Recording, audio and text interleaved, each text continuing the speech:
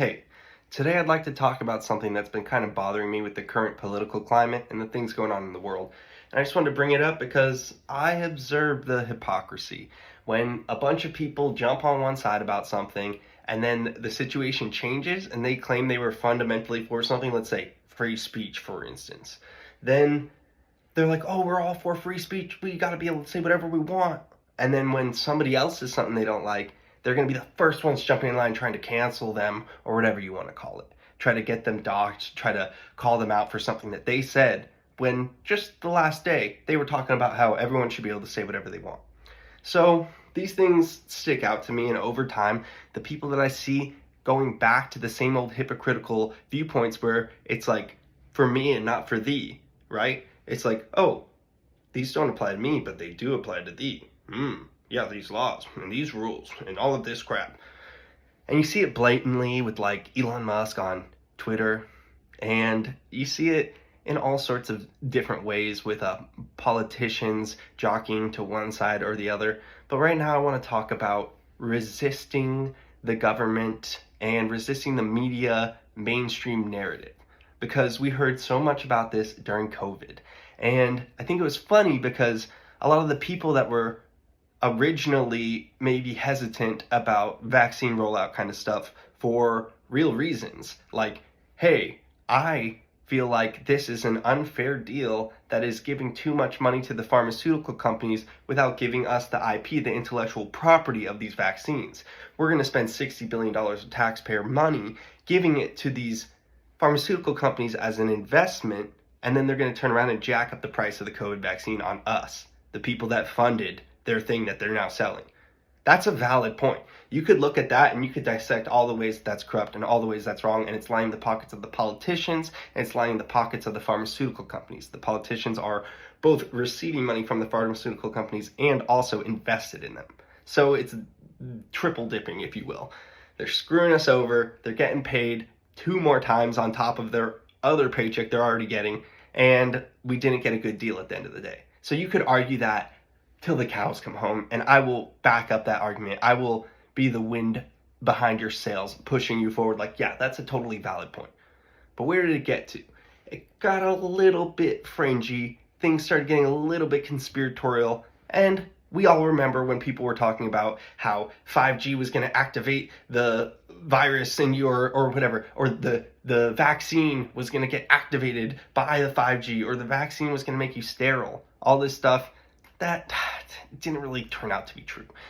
But remember that group of people that was just so ready to fight this tooth and nail, everything. We don't want to listen to the media and the government. It's all lies, the fake media. Okay, now let's look. What's currently going on in the media? Well, currently, there's a bunch of people trying to protest from a war happening.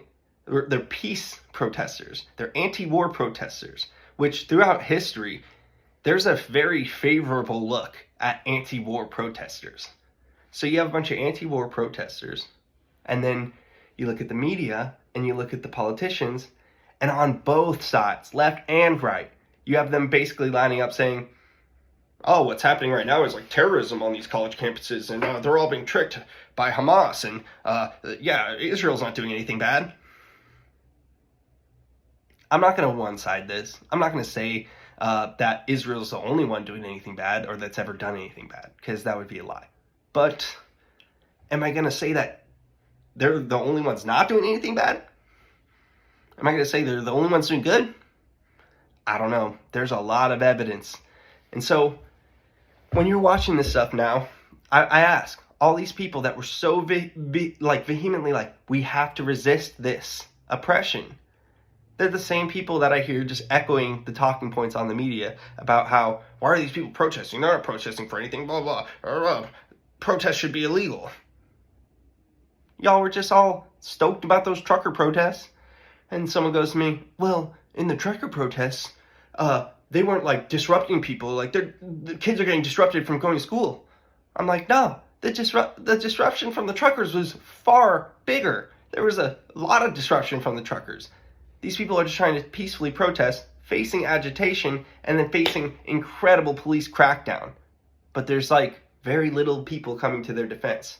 So whereas during COVID, don't get me wrong, there's a lot of different people from different lines of beliefs that end up being anti-vax or anti-COVID stuff, whatever.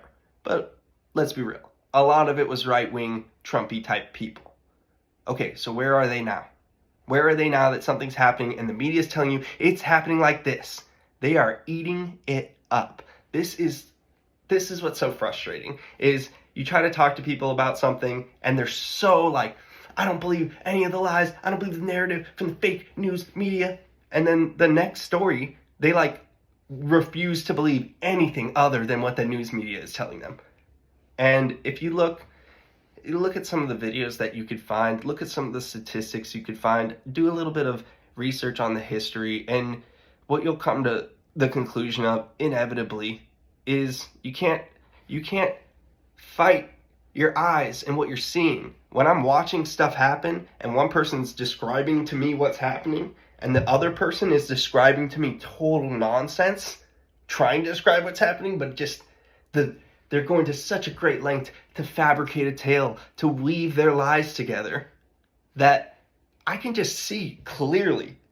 It's like if there was two weathermen and one of them was telling you it's raining cats and dogs, and the other one was telling you it's a sunshiny day, and it was raining cats and dogs. Which one are you going to believe? I know which one I'm going to believe. The one that's telling me stuff that's actually happening. There's all these narratives being spun about all this other stuff happening, and they're going to tell you the narrative is being spun over here. But that's not what I'm seeing. And so I think the hypocrisy is blatant right now, because all these people that wanted to protest all these things are not standing up for protesters right now. And they're saying things like, oh, people shouldn't even be allowed to protest. Oh, yeah, we got to send in the police, whatever. Now, I also want to make a quick little comment, and let's loop in some January 6th stuff too while we're at it, because we're having fun here, and no one's going to watch this video anyway. So, I do feel like there is a little bit of a thing that goes on when they're trying to make an image of something. For instance, they'll let something go a little bit too haywire. Like, they let the BLM stuff get a little bit out of hand because they wanted to bring this narrative about how they're defunding the police, even though we didn't really do that. And, oh, no, you wish you had the cops to protect you now. Oh, look at all these bad minorities trying to raid and rob stuff. Well, we have the police force to have stopped that from happening, so where were they? It's just kind of like with January 6th. It's like they had plenty of time to like get some defense there to like stop that from getting to a point that was a little more escalated, but they didn't. It's like sometimes they let things happen to get it to the point where they can escalate it and then make it what they want it to appear. And I'm not trying to be like hugely conspiratorial here. There are real things, there are outside agitators that go to these things. Like, for instance, there was a Zionist person, meaning somebody that wants all of the Palestinians to be wiped out and the Israelis to take all over all that space. So they go into a group of anti-war protesters saying, kill the Jews. And then what happens? All the people around them get arrested because they think, oh, this whole group is saying kill the Jews. That's not what happened, though.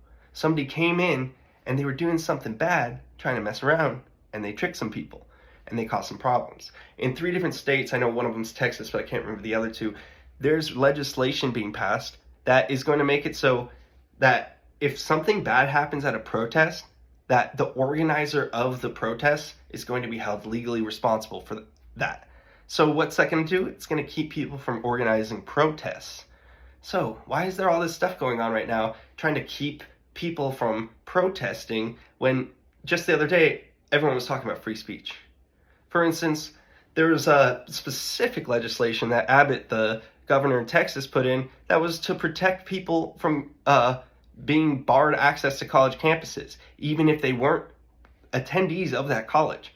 This was put in place to protect the kind of like debate bro far right losers that go to debate college kids and chip clip it to be like, oh, look how dumb these libtards are. The law got put in place to protect them, but then when people are actually protesting, no, that doesn't work. That doesn't work. No. That's not how we meant it. We meant like those right-wing people could say what they want, but we don't want people to say that. We don't want people to say like peace.